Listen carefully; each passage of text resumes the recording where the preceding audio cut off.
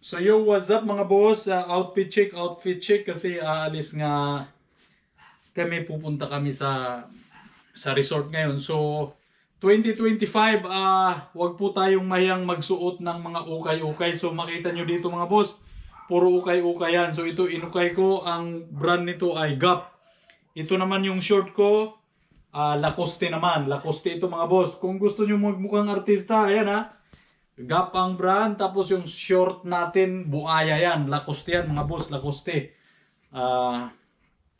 Dito kasi sa isla, kung gusto nating magmukhang artista mga boss, no? Magmukhang artista. Dahil wala naman ditong mall na mabibilhan ng ano mga boss, ng mga mamahaling brand tulad ng Lacoste na Buaya na yan. Ano pa ba? Yung mga Guess, ano pa ba? So ayan, doon lang tayo ang bagsak natin sa ukay-ukay mga boss. Tapos pag ganyan, magmukhang artista naman tayo. Tapos sa pabango naman, ukay-ukay pa rin yung pabango natin. Ukay-ukay pa rin mga boss. Lahat yan, ukay-ukay. Ito, Clinique, Happy for Men. Kunting pabango tayo mga boss. Baka makahanap tayo ng magandang dilag doon, yung mga chicks, di ba? Sa Relo, ukay-ukay pa din mga boss. Ukay-ukay pa din ha, ukay-ukay din to.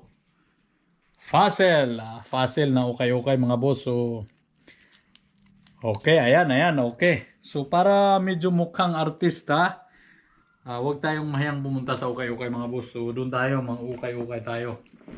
So, ngayon, ready na tayo. Kompleto na tayo dito. Punta na tayo sa resort. Medyo, paano na tayo doon.